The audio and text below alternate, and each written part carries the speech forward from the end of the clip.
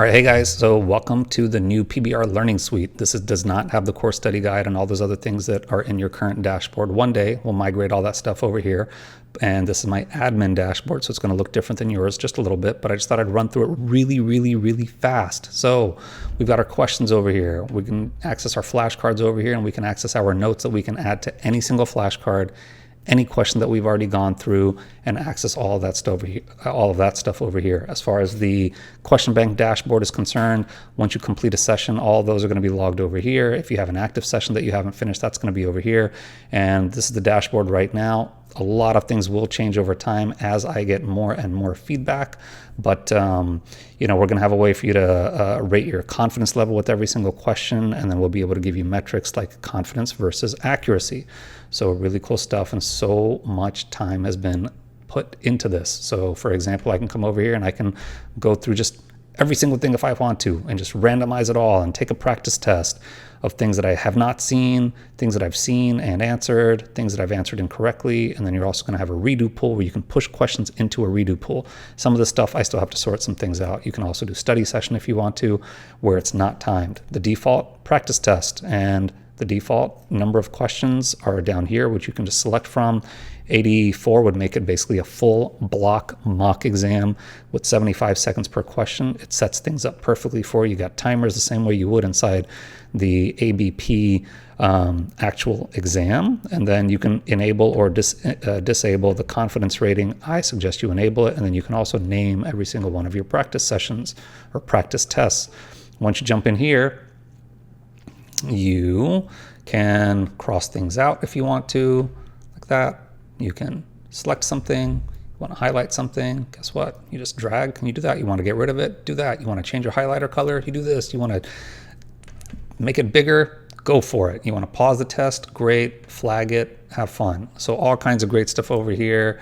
And then you can either finish the test. So why don't we finish the test? We'll finish the test over here so you can see the back end a little bit.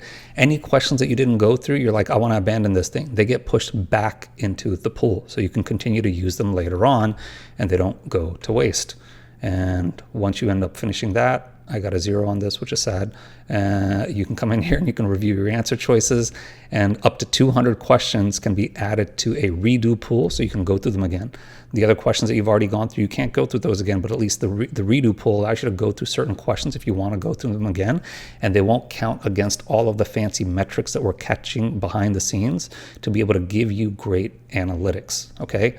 And if you end up trying to go to a question over here that you haven't gone through, it's going to tell you, hey, you haven't done it. So that's why we're not going to show it to you, because we pushed it back into the pool. And you can do all your filtering over here. So that is the question bank. Flashcards, you can jump in here, and I still have a lot of this stuff to sort out, but you can select every single topic. You can select one particular area if you want to, like neurology or something. And we're going to have things like, what is your confidence level before you flip a card? How comfortable are you feeling with the content? What about your content mastery? Is it there? Is it not there? And then you can also force the system to make sure that you select these parameters before you flip, before you go on to the next card.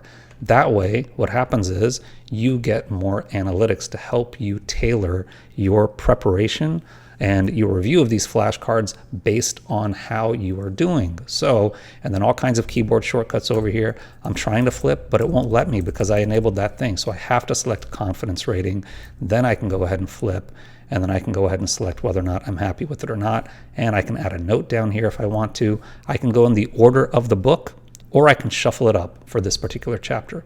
Keyboard shortcut gets me to the next one. Bam. And now I can go to the next one if I want to.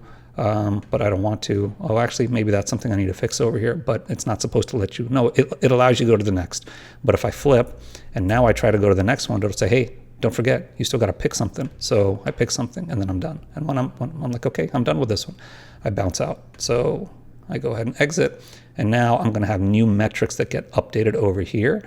And I'm going to make sure that I forgot which one I went through. Maybe it was neurology. It was. So now when I click that, it gives me my confidence rating specifically for that particular chapter.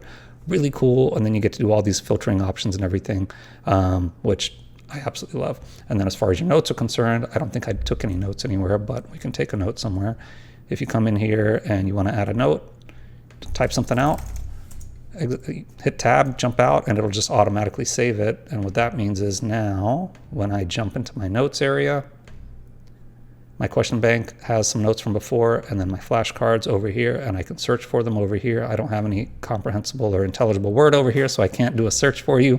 But if I did, we would see that it would show me just that one. And then I can filter by topic as well, or I can just look at everything that I want to.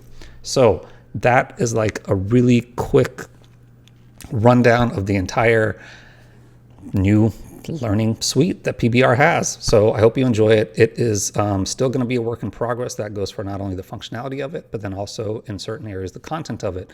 So if you're jumping in, please jump in, give us feedback. I want the feedback. I want as much feedback as I can possibly get to make this absolutely amazing, and expect that it's going to provide you with a ton of value, but there are going to be some bumps in the road. But the good is going to way outweigh any sort of bad that you come across. And I really want to hear feature requests, like what would make it even better for you? Because in terms of my development team right now, we can actually move through things very fast. So the more feedback I get, the more I can go ahead and tailor this thing to something that everyone's going to absolutely love. All right, guys, I hope you enjoy it. And if you have any questions, please reach out.